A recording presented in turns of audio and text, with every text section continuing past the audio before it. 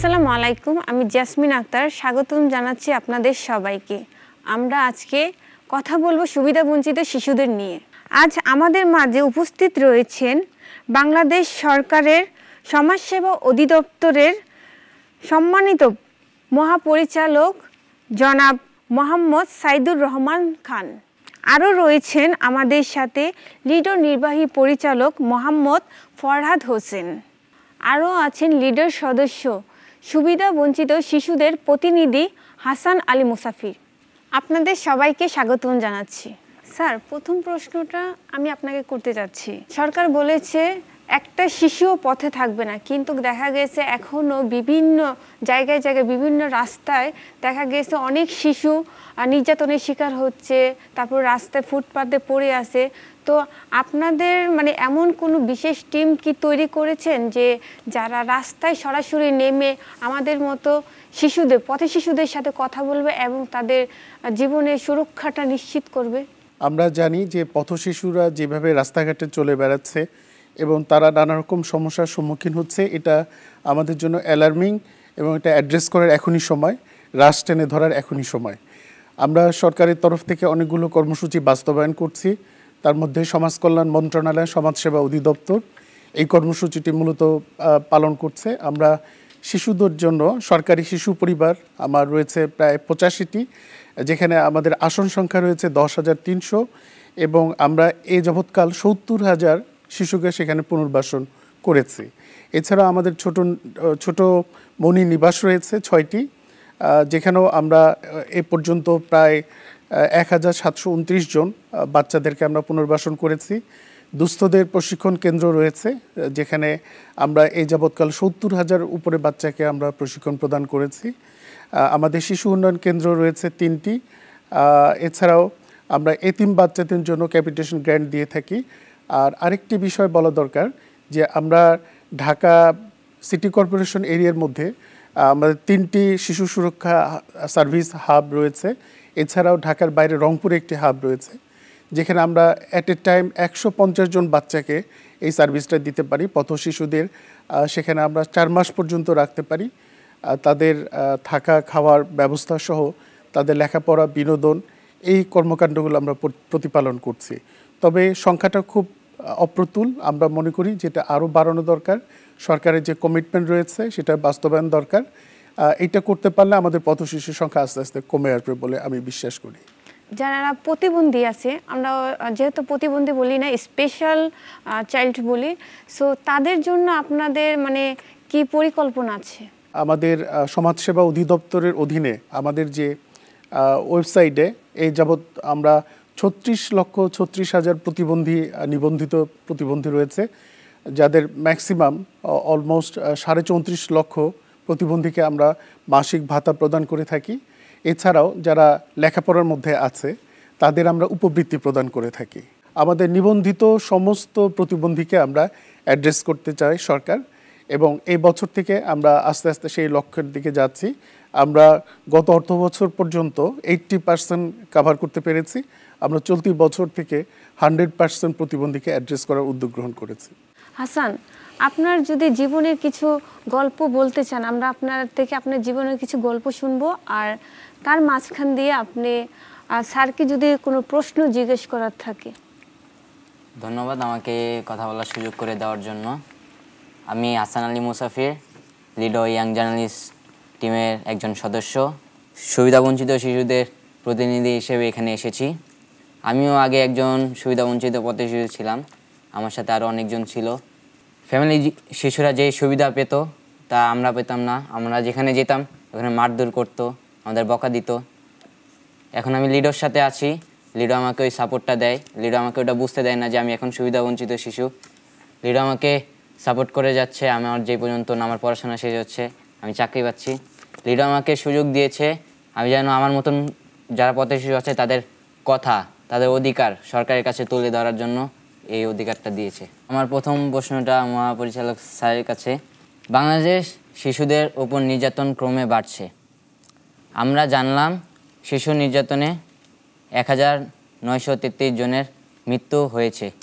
এই ভয়াবহ পরিস্থিতি মোকাবেলায় বাংলাদেশ সরকারের পক্ষ থেকে কী ধরনের জরুরি পদক্ষেপ নেওয়া হলে এই সংখ্যা কমে আসতে পারে বলে আপনি মনে করেন? ধন্যবাদ হাসান। সরকারি তরফ থেকে কর্মসূচি অলরেডি আছে, আরও কিছু কর্মসূচি নেওয়ার দরকার। আমরা যেটা মনে করি, প্রথমত আমাদের যে আইন এবং নীতিগত যে কাঠামো রয়েছে সেগুলোর জোরদার করা দরকার। নিশ্চয়ই আপনার জানা আছে যে আমরা জাতিসংঘের শিশু অধিকার সনদ অনুযায়ী আমরা বাংলাদেশে শিশু আইন 2013 প্রস্তুত করেছি। এই আইনটা চমৎকার একটি আইন, যেখানে শিশুদের অধিকার সুরক্ষার কথা বলা হয়েছে, কি কি কর্মসূচি গ্রহণ করতে হবে সেই বিষয়গুলো এখানে চমৎকারভাবে লিপিবদ্ধ করা আছে। এই আইনটার পূর্ণাঙ্গ বাস্তবায়ন দরকার এবং এটা আরও কার্যকর করা দরকার আমরা বিবেচনা করি। আমাদের যে শিশুর নীতিমালা রয়েছে, যেটি 2014 সালে প্রণয়ন করা, এখানেও শিশু সুরক্ষা এবং তাদের কল্যাণ, তাদের এই সমস্ত বিষয়ে নানা রকম দিক নির্দেশনা দেয়া আছে। মূলত সমাজসেবা অধিদপ্তর এবং মহিলা শিশু বিষয়ক মন্ত্রণালয় তারা বিভিন্ন কর্মসূচি বাস্তবায়ন করছে এই নীতিমালার আলোকে। আমাদের দ্বিতীয় যে বিষয়টি করা দরকার সেটা হচ্ছে প্রতিরোধমূলক ব্যবস্থা করা দরকার। আপনার অবগতির জন্য জানাই যে আমাদের ইউনিয়ন পর্যায়ে ইউনিয়ন সমাজকর্মীরা রয়েছেন, যারা এই ধরনের সহিংসতার শিকার এবং নির্যাতিত শিশুদের তাদের অধিকার রক্ষায় বিভিন্ন রকম দলীয় সভার আয়োজন করে, উঠোন বৈঠকের আয়োজন করেন এবং লোকজনকে সচেতন করে তোলেন। এই কার্যক্রমের সাথে জনপ্রতিনিধি থেকে শুরু করে বিভিন্ন সংগঠন যারা রয়েছে, যারা এই কার্যক্রমগুলো পরিচালনা করে থাকে, তাদের একত্রিতভাবে যদি আমরা অগ্রসর হতে পারি, তাদের নেতৃত্বকে সামনে আনতে পারি, তাহলে এই ধরনের সংখ্যা আরও কমে আসতে পারে বলে আমরা বিবেচনা করি। আমরা মনে করি যে শিশুর বেড়ে ওঠার প্রধান ক্ষেত্র হচ্ছে তার পরিবার। সুতরাং পরিবারের সুরক্ষা আরও জোরদার করা দরকার, পিতামাতাকে সচেতন করা দরকার, যারা ঝুঁকিতে রয়েছে সেই শিশুগুলোকে চিহ্নিত করা দরকার। চিহ্নিত করে তাদেরকে কিভাবে আইনি সহায়তা প্রদান করা যায়, স্থানীয় প্রশাসনের সাথে আমরা যোগসূত্র রক্ষা করে এবং কমিউনিটি পিপল যারা রয়েছেন এবং যে সমস্ত সংগঠনগুলো রয়েছেন তাদেরকে সমন্বয় করে যদি আমরা কাজ করতে পারি। আর আরেকটি বিষয় হচ্ছে যে আমাদের কিছু আশু পদক্ষেপ সুরক্ষা সেবা নিশ্চিত করা দরকার। আমাদের যে সেফ হোমসগুলো রয়েছে, আমাদের যে চাইল্ড প্রোটেকশন ইউনিট রয়েছে, চাইল্ড প্রোটেকশন ইউনিট মূলত একজন পথ শিশুর বাসস্থানের ব্যবস্থা করা, তার আশ্রয়, তার পোশাক আশাক, স্কুলে ভর্তি, তাকে আইনি সহায়তা প্রদান করা, তার যে কাউন্সিলিং প্রয়োজন, এই কার্যক্রমগুলো আমরা পরিচালনা করে থাকি। এটি আরও ব্যাপক হারে এটা করতে পারলে আমরা এই সংখ্যা আমরা বিশ্বাস করি কমিয়ে আনতে পারবো। আরেকটা বিষয় যে আমাদের হটলাইন রয়েছে, যেটি চাইল্ড হটলাইন হিসেবে পরিচিত 1098। এই হেল্পলাইনে যদি কোনো ভুক্তভোগী আমাদেরকে ফোন দেয়, তাকে রিকভার করা, তাকে আমাদের কর্মকাণ্ডের আওতায় নিয়ে আসা এবং তাকে সহযোগিতা প্রদান করার আমাদের সুযোগ রয়েছে। সবশেষে আমি বলবো যে আমাদের যে আইন প্রয়োগকারী সংস্থাগুলো রয়েছে তার সাথেও যদি আমরা সমন্বয় করে কাজ করতে পারি, আমরা মন্ত্রণালয়ে যে কাজগুলো করছি সমন্বিতভাবে কাজ করতে পারলেও আমার বিশ্বাস যে আমরা শিশুদের নিরাপদ শৈশব গড়তে সক্ষম হব। এবার আমরা চলে যাব নির্বাহী পরিচালক ফরহাদ হোসেনের কাছে। আপনি সরকারের কাছে কি ধরনের হেল্প চাচ্ছেন যে আপনারা ভালোভাবে আরও কাজটা পরিপূর্ণভাবে করতে পারবেন? আমরা একটা বেসরকারি সংস্থা হিসাবে আমাদের শিশুদের জন্য কাজ করার অনেক ধরনের সীমাবদ্ধতা রয়ে গেছে, যেটা সরকারের নেই বা রাষ্ট্রের নেই। কারণ রাষ্ট্র চাইলে এই শিশুদেরকে অনেক ব্যাপকভাবে সহায়তা করতে পারে।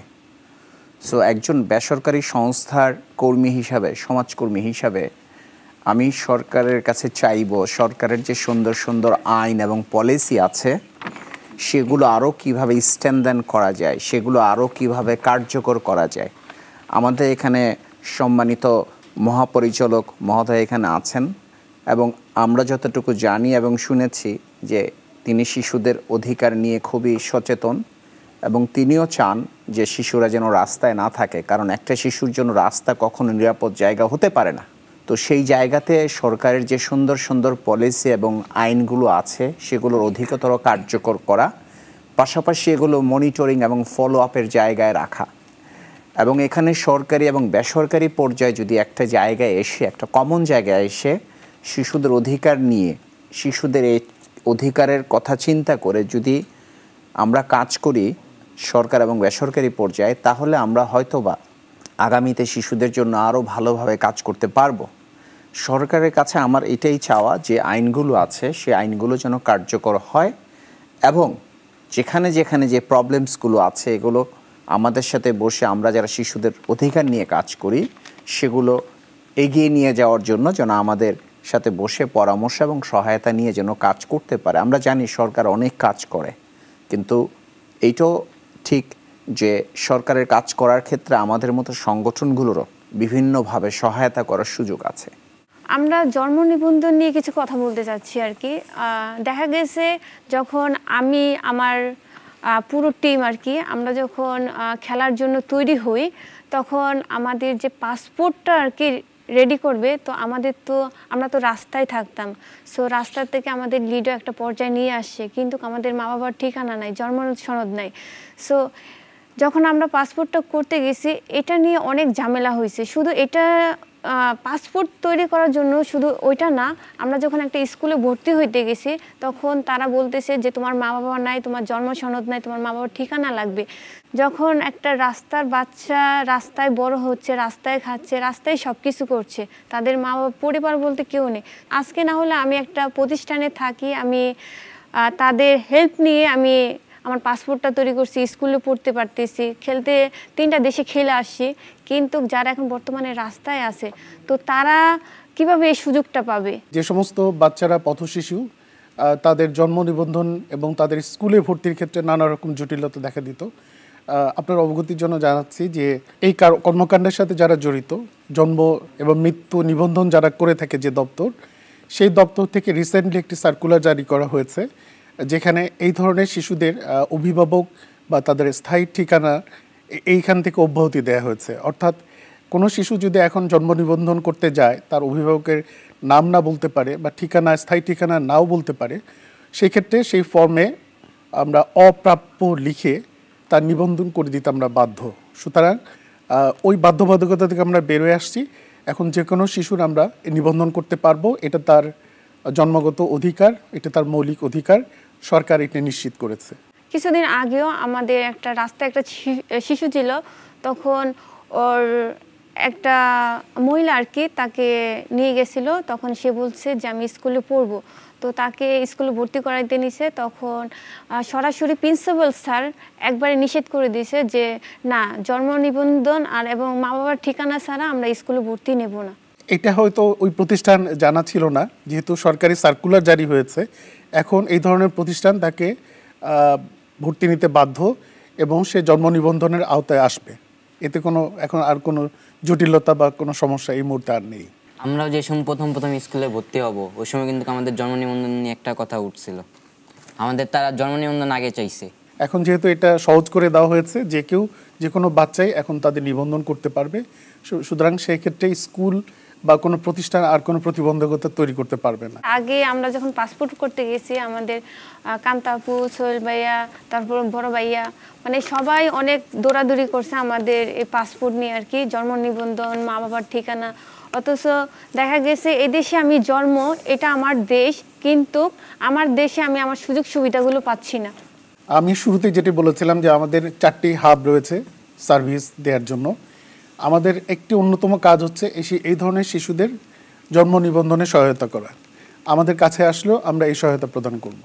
সুতরাং এই জটিলতা আর থাকবে না। এইটা সমস্যার সমাধান সরকার অলরেডি করেছেন, হয়তো অনেকে জানেন না। এটা আরও প্রচার দরকার, আপনাদের মাধ্যমে আপনারা প্রচার করবেন যাতে এই ধরনের বাচ্চারা আর কোনো সমস্যার সম্মুখীন না হয়। পথশিশুদের জন্য সরকারের বিভিন্ন সামাজিক নিরাপত্তা বেষ্টনী কর্মসূচি থাকলেও কারিতাস বাংলাদেশের জরিপ অনুযায়ী 51% পথশিশু এর বাইরে রয়েছে। এই শিশুদের সরকারের আওতায় আনার জন্য আপনাদের কি পদক্ষেপ? এই রিপোর্টটা সরকারের জন্য অনেক উদ্বেগজনক, শুধু সরকার না, সবার জন্যই এটা একটা বড় চ্যালেঞ্জ আমরা বিবেচনা করি। আমাদের প্রথমে যেটি করা দরকার যে আমাদের এই ধরনের শিশুদের একটা সমন্বিত ডেটাবেস করা দরকার এবং তাদের আইডেন্টিফাই করা দরকার।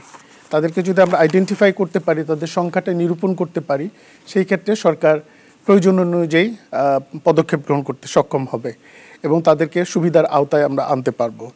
এছাড়া আমাদের আরেকটি কাজ করা দরকার, আমাদের জিআইএস যেটাকে বলে জিআইএস ম্যাপিং, এই ম্যাপিং করে এই ধরনের শিশুরা কোথায় আছে, যেটা জিআইএস ফুল মিনিং যেটা আমরা বলতে পারি জিওগ্রাফিক ইনফরমেশন সিস্টেম, এটার মাধ্যমে আমরা পথ শিশুদের কোথায় কোথায় তারা অবস্থান করে এইটা আমরা চিহ্নিত করতে পারি এবং তাদের কাছে সহজে পৌঁছে এই সেবাগুলো আমরা নিশ্চিত করতে পারি। এছাড়া আমাদের যে স্বেচ্ছাসেবী যে প্রতিষ্ঠানগুলো রয়েছে এবং স্থানীয় সরকার যেগুলো রয়েছে তাদের সক্ষমতা বৃদ্ধি করা দরকার। তারা যদি সরকারকে সহযোগিতা করে, আমরা যদি সবাই একসাথে একযোগে কাজ করতে পারি, তাহলে সিটি কর্পোরেশন, তারপর পৌরসভা, ইউনিয়ন পরিষদ, স্থানীয় সরকারে যারা রয়েছেন তারা এই তথ্য সংগ্রহে আমাদেরকে যদি সহযোগিতা করেন এবং আমরা যদি একটা সমন্বিত ডেটাবেস তৈরি করতে পারি, সেক্ষেত্রে এই সমস্যা আমি মনে করি অনেকাংশে লাঘব হবে। স্যার, আমি আপনার কাছে একটা প্রশ্ন জিজ্ঞেস করতে চাচ্ছি। আপনারা তো অনেক পথ শিশু নিয়ে কাজ করতেছেন, আবার ভবিষ্যতে করবেন, কিন্তু তাদের নিয়ে যে কাজ করেন আপনাদের কেমন লাগে এবং কতজন বাচ্চা নিয়ে আপনারা এ পর্যন্ত ফ্যামিলিতে দিয়েছেন? ডেফিনেটলি আমরা যখন শিশুদের জন্য কাজ করি রাস্তা পর্যায়ে, এটা নিশ্চয়ই এটা খুবই প্রয়োজন আছে এবং করার দরকারও আছে। কারণ কোনোভাবেই আমরা বাংলাদেশের নাগরিক হিসেবে চাই না কোনো শিশু রাস্তায় থাকুক। তবে আমার ব্যক্তিগত মতামত হচ্ছে যে এটা কোনো সংস্থার করার দরকার নেই, এটা রাষ্ট্র করবে। কারণ আলটিমেটলি একটা শিশু নিরাপত্তার দায়িত্বে রাষ্ট্রর। সো সেই জায়গাতে আমরা যে কাজগুলো করছি সেই কাজগুলো রাষ্ট্রর সীমাবদ্ধতার কারণে বা লোকবলের কারণে রাষ্ট্র হয়তো সেই জায়গাগুলোতে হাত দিতে পারছে না। একটা বেসরকারি সংস্থা হিসেবে আমরা যে কাজগুলো করছি একটা শিশুর জীবনের জন্য খুবই গুরুত্বপূর্ণ। কারণ কোনোভাবেই আমরা নাগরিক হিসেবে চাই না একটা শিশু রাস্তায় বড় হোক বা রাস্তায় থাকুক, কারণ রাস্তা তো নিরাপদ জায়গা না। আর আপনি যেটা প্রশ্ন করছেন যে কতগুলো শিশুকে এ পর্যন্ত আমরা সাপোর্ট দিয়েছি, আমরা ইন অ্যাভারেজ বলতে পারি যে প্রতি বছর আমরা প্রায় 250 থেকে 350 শিশুকে ফ্যামিলিতে ইউনাইটেড করি এবং প্রায় 400 থেকে 450 শিশুকে আইনি প্রক্রিয়ার মাধ্যমে রাস্তা থেকে উদ্ধার করি। এবং যে সমস্ত শিশুর পরিবার পাওয়া যায় না তাদেরকে আমরা দীর্ঘমেয়াদী পুনর্বাসনের জন্য আমাদের যে নিজস্ব পিস হোম সেখানে আমরা শিশুদেরকে দেই। পাশাপাশি রাষ্ট্রের যে দীর্ঘমেয়াদী পুনর্বাসনের সুযোগ আছে সেখানে আমরা শিশুদেরকে পাঠাই এবং রাষ্ট্র খুব উইলিংলি, আমাদের সম্মানিত মহাপরিচালক মহোদয় এখানে আছেন, তারা উইলিংলি শিশুদেরকে আমাদের কাছ থেকে রিসিভ করেন এবং সেই শিশুরা লালিত পালিত হচ্ছে সরকারের বিভিন্ন পুনর্বাসন কেন্দ্রে। এবং আমরা আমাদের যে পিস হোম সেখানে প্রায় এখন 65 জন শিশু আছেন। এর ভিতরে সুবিধাবঞ্চিত শিশু সবাই, যাদের পরিবার পাওয়া যায়নি তারা, এবং এর ভিতরে ফিজিক্যালি যারা সক্ষম না এরকম শিশুও আছেন। আমরা প্রতিদিন ঢাকা শহরে প্রায় 500 থেকে 550 শিশুকে সহায়তা করে থাকি। আমাদের ঢাকার বিভিন্ন জায়গাতে স্কুল আছে যেটাকে আমরা স্কুল আন্ডার দি স্কাই বলি, এবং আমরা 2টা ট্রানজিশনাল শেল্টার পরিচালনা করি যার মাধ্যমে শিশুদেরকে রাস্তা থেকে উদ্ধার করে একটা স্বল্পমেয়াদী পুনর্বাসন করি এবং ওই জায়গাতে তাদের পরিবার খুঁজে বের করে পরিবারে রিইন্টিগ্রেশন করার ব্যবস্থা করে থাকি। আপনি তো অনেক বড় মাপের একজন মানুষ, আমরা সবাই জানি। আপনি কখনো সরাসরি রাস্তায় যে শিশুরা থাকে তাদেরকে নিয়ে কথা বলেছেন বা কাজ করছেন, মানে এমন কিছু করছেন যে সেই শিশুগুলো আপনাকে দেখে অনেক ভালো ফিল করছে, মনে হয়েছে না আপনি তাদের একটা ফ্যামিলির মতন, মানে ওইরকম একটা কিছু?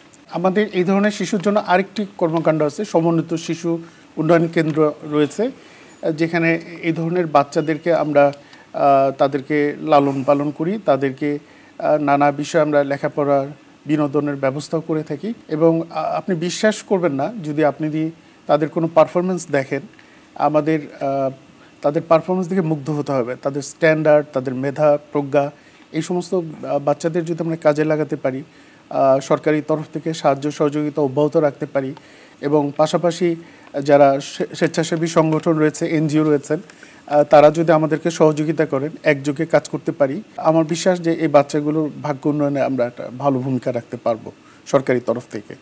অনেক পুলিশ আছে যারা অসহায় বাচ্চাদের উপরে লাঠিচার্জ করতেছে, এটা প্রতিরোধে আপনার কি মতামত? আমি যেটা মনে করি যে এই ধরনের শিশুদের জন্য আমাদের বিশেষ হেল্প ডেস্ক রাখা দরকার, যেখানে আইনজীবী থাকবেন, যেখানে একজন কাউন্সিলর থাকবেন, যেখানে একজন চিকিৎসক থাকবেন এবং সমাজকর্মী থাকবেন। তারা যৌথভাবে এই শিশুর লুক আফটার করবেন, তাদের সেবা নিশ্চিত করবেন। এবং এখানে আইন প্রয়োগকারী সংস্থার একটা গুরুত্বপূর্ণ রোল রয়েছে। আমরা তাদেরকেও আমাদের এই কাজের সাথে সম্পৃক্ত করতে হবে, তাদেরকেও প্রশিক্ষণ দিতে হবে। এই ধরনের বাচ্চারা অত্যন্ত সংবেদনশীল, এই সংবেদনশীল ইস্যুগুলো কিভাবে পুলিশ অ্যাড্রেস করবে, তাদের ট্রেনিং দরকার। এটা বাধ্যতামূলক ট্রেনিংয়ের আওতায় আনতে পারি। যদি এটা আমরা করতে পারি তাহলে আমার মনে হয় সবার মনোজগতের একটা চেঞ্জ আসবে এবং শিশুদের প্রতি সংবেদনশীল হবেন এবং তাদের যে আচরণ রাষ্ট্রের কাছে প্রাপ্য সেটা তারা পেতে সক্ষম হবে। দেখা গেছে যে কমলাপুর স্টেশনে আমরা সবসময় যাওয়া আসা করি, কারণ ওইখানে আমরা বাচ্চাদের নিয়ে আর কি কাজ করি। ওইখানে দেখা গেছে যে বাচ্চাদের তো ঘর বাড়ি কিছু নাই, ফ্যামিলি বলতে কেউ নেই। সো ওইখানে দেখা গেছে বাচ্চারা শুয়ে আছে, রাত্রেও শোক দিনে শোক, যখনই শোক তাদেরকে মানে লাঠিপিটা করে। ওরা তো অন্য জায়গার থেকে আসে না, ওরা হচ্ছে বাংলাদেশের নাগরিক হিসেবে আছে, ওরা হচ্ছে বাংলাদেশের শিশু, তাহলে ওদের উপরে কেন লাঠিচার্জ করবে? তারা এই বিষয়টা জানা সত্ত্বেও আমাদের উপরে, এই শিশুদের উপরে লাঠিচার্জ করে। এটা হতে পারে যে আমাদের দীর্ঘদিনের একটা কালচার ছিল এরকম, আমাদের প্রশিক্ষণের অভাব ছিল, সচেতনতার অভাব ছিল, যে কারণে হয়তো এরকম কর্মকাণ্ড সেটা সীমিত আকারে হয়তো হতে পারে, সবাই এরকম আচরণ করে না। আপনি কমলাপুরের কথা বললেন, আমি অলরেডি বলেছি যে আমাদের 3টা হাব রয়েছে ঢাকায়, কমলাপুরে একটি গাবতলীতে এবং সদরঘাটে। সেখানে কিন্তু আমরা তাঁবু করে সেখানে বাচ্চাদেরকে রাখি। একটা তাঁবুতে আমরা অ্যাট এ টাইম 150 জন বাচ্চাকে রাখতে পারি। আমাদের যেহেতু কমলাপুরে এরকম একটা সুযোগ রয়েছে, আমরা সেই বাচ্চাগুলো কিন্তু তাঁবুর আওতায় নিয়ে আসি। অনেকে হয়তো জানেন না, আমি আপনাদের মাধ্যমে, আপনারা যেহেতু ইয়াং জার্নালিস্ট, অনুরোধ করব যে এই ধরনের বাচ্চাদেরকে আপনাদের সেই তাঁবুর ঠিকানাটা বলে দিবেন। ওখানে গেলে আমরা তাদেরকে আশ্রয় দিব, তাদের সকল ধরনের প্রোটেকশনের ব্যবস্থা আমরা করব। আর যেটি বলছিলাম যে আমাদের পুলিশ বিভাগ থেকে শুরু করে আইন প্রয়োগকারী সংস্থা এবং যারা কোর্টের কার্যক্রম পরিচালনা করেন, শিশুদের কার্যক্রম, তাদেরকেও নিবিড় প্রশিক্ষণের আওতায় আনা দরকার। তাহলে হয়তো এই আচরণের অনেকটা পরিবর্তন ঘটবে। স্যার, আমাদের অনুষ্ঠানটি শেষ পর্যায়ে আছে, যদি আপনি শিশুদের নিয়ে কোনো কিছু বলতে চাইলে আপনি বলতে পারেন। সরকারি তরফ থেকে আমরা যে কর্মকাণ্ডগুলো পরিচালনা করি, অনেকাংশে আমাদের মধ্যে সমন্বয়ের অভাব থাকে, বিভিন্ন দপ্তর তাদের মতো করে কাজ করে যায়। আমি মনে করি যে একটা কোঅর্ডিনেটেড ওয়েতে আমরা যদি কাজ করি তাহলে ডুপ্লিকেশন আমরা রোধ করতে পারবো এবং সঠিক সেবাটা যাতে উপকারভোগী এই সমস্ত শিশুরা পায় সেটা আমরা নিশ্চিত করতে পারবো। আর আদালতের একটি বিষয় যে আমাদের প্রচুর সংখ্যক মামলা পেন্ডিং রয়েছে কোর্টে, এগুলো যাতে দ্রুত নিষ্পত্তি হয়, কারণ মামলা নিষ্পত্তি না হলে শিশুর মধ্যে যে ট্রমা সেটা রয়ে যায়। সে কারণে আমি মনে করি আমাদের কোর্টের সংখ্যা আরও বাড়াতে হবে, চিলড্রেন কোর্ট যেগুলো রয়েছে, পাশাপাশি জুভেনাইল যারা জাজ তাদের সংখ্যাও বাড়াতে হবে, তাদের প্রশিক্ষণের আওতায় আনতে হবে এবং এইটা সবাই মিলে পুলিশ বিভাগ, বিচার বিভাগ এবং আমরা সমাজসেবা সহ বেসরকারি পর্যায়ে যে উদ্যোগগুলো রয়েছে, একটু আমরা একযোগে যদি কাজ করি, আমার বিশ্বাস যে আমরা এই অবস্থা অবসান করতে পারবো এবং শিশুদের যে অধিকার তাদের রাষ্ট্রে বেড়ে ওঠার, তার নিরাপদ শৈশব নিশ্চিত করা, এটা করতে আমরা সক্ষম হব। ধন্যবাদ স্যার। জনাব মোহাম্মদ ফরহাদ হোসেন, আপনি যদি কিছু বলতে চান। বেসরকারি সংস্থা হিসাবে আমাদের অনেক ধরনের সীমাবদ্ধতা রয়ে গেছে। আজকে আমাদের সম্মানিত মহাপরিচালক মহোদয় এখানে আছেন, আমি তার সাথে বসে কথা বলতে পারাতে আমি নিজেকে খুব ভালো বোধ করছি, কারণ অ্যাকচুয়ালি রাষ্ট্রেরই অনেক কিছু করার সুযোগ আছে। আমরা কখনো একজন সামাজিক জীব হিসাবে নিজেদেরকে দাবি করতে পারবো না যে পর্যন্ত আমরা আমাদের শিশুদেরকে নিরাপত্তা দিতে না পারি। তো সেই জায়গাতে আমি বলবো যে আমাদের সরকারি এবং বেসরকারি যে উদ্যোগ সেটা এগিয়ে যাক এবং আগামীতে আমরা কোনোভাবেই কোনো শিশু রাস্তায় থাকবে বা বড় মানুষ দ্বারা নির্যাতিত হবে শারীরিকভাবে, মানসিকভাবে, এটা আমরা চাইবো না। আমাদের সম্মানিত মহাপরিচালক মহোদয় এখন দায়িত্বে আছেন, আমরা নিয়মিতভাবে তার সাথে যোগাযোগ করব এবং আমরা আশা করব যে আমরা দুইটা সংস্থাই, সরকারি এবং বেসরকারি পর্যায়ে যেন, যেটা ইতিমধ্যে স্যার বললেন, আমরা যেন আগামীতে আরও ভালো পর্যায়ে এবং প্রচারের জায়গাতে, অ্যাডভোকেসি অ্যান্ড অ্যাওয়ারনেসের জায়গাতে, এবং আমরা যেন আমাদের কানেক্টিভিটিটা আরও বাড়িয়ে আগামীতে শিশুদের জন্য একটা নিরাপদ সমাজ প্রতিষ্ঠিত করতে পারি, যেখানে আমরা সবাই চাইব যে প্রতিটা শিশু নিরাপদে বেড়ে উঠুক এবং তারা বাংলাদেশের সুনাগরিক হিসাবে এগিয়ে যাক, যাতে করে তারা আগামীতে বাংলাদেশের নেতৃত্বে আসতে পারে আপনাদের মতো। ধন্যবাদ। সম্মানীয় অতিথিবৃন্দ, আপনাদের সবাইকে অসংখ্য ধন্যবাদ আমাদের এই অনুষ্ঠানে থাকার জন্য এবং আমাদেরকে সময় দেওয়ার জন্য। আমি সবার থেকেই আশা করছি আমাদের এই প্রোগ্রামটা এ পর্যন্তই শেষ, কিন্তু আমরা চাই যে যারা রাস্তায় আছে, যারা পথে শিশু আছে, তাদের প্রতি শুধু সরকার না, আমরা সবাই এগিয়ে আসি, তাদের সাহায্যের হাত বাড়াই। সবাই যদি একটু একটু করে আমরা সবাই যদি তাদেরকে সাহায্য করি, তাহলে হয়তো তারা একটা ভালো একটা পর্যায়ে যেতে পারবে। এই পর্যন্তই আজকে আমরা প্রোগ্রামটা শেষ করছি। আল্লাহ হাফিজ।